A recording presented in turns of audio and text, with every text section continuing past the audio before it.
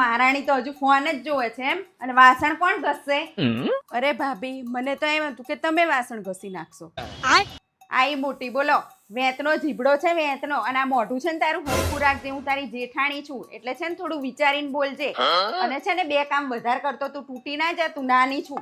અરે ભાભી, ખાલી સલાહો ના અપાય. હું તો છે ને તમારા જોડેથી જ શીખી છું. કેમ કે હું આવીને એ પહેલા તમે છે ને આ ઘરમાં નાના જતા સાસુમાં કરતા, અને આખું ગામ વાતો કરતું હતું કે સાસુમાં કામ કરતા હતા ને તમે સૂઈ રહેતા હતા. હાય હાય, આ કઈ મારી માં તને છે ને ચાવીઓ ભરે છે ગામમાં એવું કે છે? હા, ના ના, કોઈ નહીં કહેતું હોય. આ તને જ છે ને નકરી જોર આવે છે ને આળસ આવે છે એટલે તું જ બધું કહેતી હોય. ગામનું નામ દઈને તું જ કહેતી હોય, બાકી કોઈ ગામનું તને ના કહેતું હોય. તો ભાભી, તમને ક્યાં જોર નથી આવતું? મહેમાન આવવાના હોય ને એટલે તરત જ ઓટલા ઘસવા જતા રહેશે, કંઈ કામ નહીં કરે, કાં તો ઉપર જઈને હુઈ જશે. બધી ખબર છે મને. જો સંગલી કહી દઉં, મોઢું સંભાળીને વાત કરજે. હું તારી જેઠાણી છું અને તું તો શું તારા બાપાએ વાસણ ઘસશે. ભાભી, તમે છે ને મોઢું સંભાળીને બોલો. તમે છે ને મારા જેઠાણી છો, સાસુ નથી. એટલે જેઠાણી થઈને રહો. તમે બોસ નથી આ ઘરના, તમે વહુ જ છો. અને છે ને મેં રાંધી નાખ્યું છે, તમે વાસણ ઘસી નાખજો. હું રોજ તો કામ કરી નાખતી હતી, પણ હવે જે તમે દાદાગીરી કરો છો ને, હવે હું નહીં કરું. તમારે કરવું જ પડશે. હવે વાસણ તમારે જ ઘસવા પડશે. હું તો નહીં જ ઘસું. થાય એ કરી લો, જાઓ. આ છે ને મારો દિયરા વંઠેલી મગરની ફરેલી ક્યાંથી લઈ આવ્યો ખબર નહીં પડતી. મારી હાહુ થઈ રહે છે દેરાણી પણ મારી હાહુ થઈ ગયો છે. સાસુમાનું તો બહુ લોહી પીધું, પણ હવે હું આવી ગઈ છું. હવે નહીં ચાલે એનું. અરે મમ્મી, આજે જમવામાં શું બનાવ્યું છે? હા મિત, આજે છે ને જમવામાં દાળ ઢોકળી બનાવી છે. તને દાળ ઢોકળી બહુ ભાવે છે ને મારા હાથની, તો કીધું લે દાળ ઢોકળી બનાવ. અરે મમ્મી, હું તો બહારથી ઓર્ડર કરું છું, મને નહીં ભાવતું આ. પણ તું નાનો હતો ત્યારે તો એવું બહુ કહેતો હતો કે મમ્મી તારા હાથની દાળ ઢોકળી એટલે કે દાળ ઢોકળી, એના જેવો કોઈ સ્વાદ નહીં. મને તો બહુ ભાવે છે. આજે મેં દાળ ઢોકળી બનાવી. એ તો મમ્મી હું નાનો હતો ત્યારે યાર. હા, એ બાળપણ હતું એ વાત સાચી છે, પણ તને ખબર છે તું સ્કૂલમાં રોજ ટિફિનમાં મારા હાથના થેપલા લઈ જતો હતો. એવું કહેતો હતો કે મમ્મી તારા થેપલા જેવા મને કઈ વસ્તુ ના ભાવે, થેપલા જ ભાવે. મમ્મી યાર, હવે મારો ટેસ્ટ બદલાઈ ગયો છે. વાહ, ટેસ્ટ બદલાઈ ગયો કે લોકો બદલાઈ ગયા?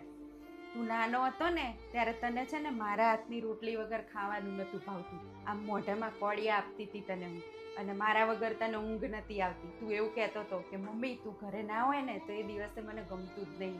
ક્યાંય મારે જવું હોય ને એક દિવસ તો તું એવું કહેતો હતો કે ના મમ્મી હો, તું ના જઈશ, તારા વગર ઘરમાં ગમતું નહીં. અને આજે તને એવું જ લાગે છે કે તારો ટેસ્ટ બદલાઈ ગયો. આ ટેસ્ટ નહીં, તું બદલાઈ ગયો છે. મમ્મી યાર, એવું નથી. મને ખબર છે બેટા, મોટા થાય ને એટલે બાળકોના ટેસ્ટ બદલાઈ જાય છે. પણ છે ને હું શું કરું, માની લાગણી અને માનો પ્રેમ ક્યારેય બદલાતો નથી. અને આજે પણ હું રસોડામાં છે ને એ જ પ્રેમથી રસોઈ બનાવું છું, જે પ્રેમથી તું નાનો હતો ને ત્યારે તને બનાવીને ખવડાવતી હતી. મમ્મી, મને ખબર છે કે બહારની વસ્તુમાં સ્વાદ વધારે હોય છે, પણ પ્રેમ તો માં જેવો ના જ હોય. ચાલ આજે ફરીથી એક વખત નાનપણની યાદ કરી અને જોડે જમી લઈએ. ઘણી વાર છે ને આપણા એવા મિત્રો હોય, સગાવાલા કે આપણી આજુબાજુમાં ક્યાંક એવા હોય લોકો કે આપણી સામે છે ને એવું કહેતા હોય કે તમે વિડીયો બનાવો છો તો બહુ સારું કામ કરો છો, બહુ ગમે છે.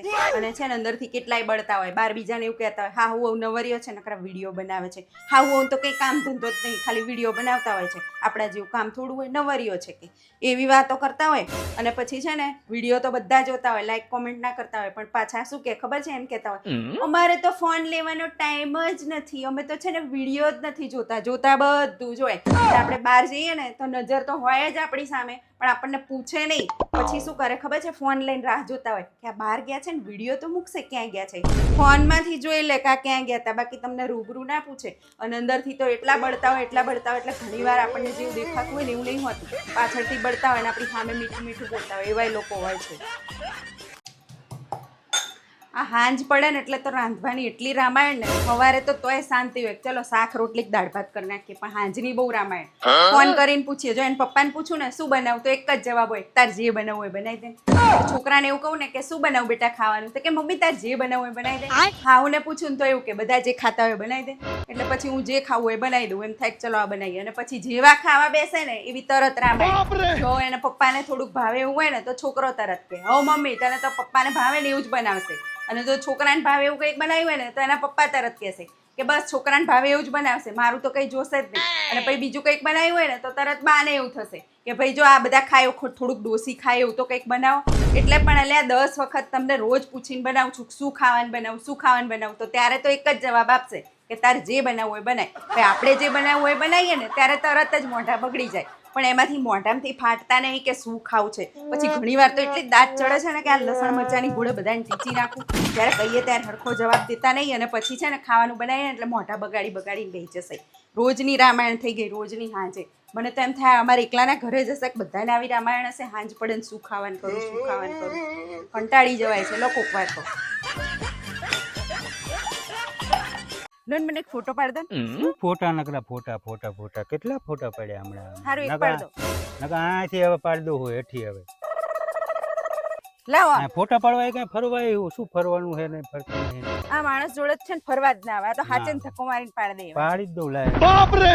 આગળ જાવ નહીં જવું, ફરવા જ ના આવું તમારે.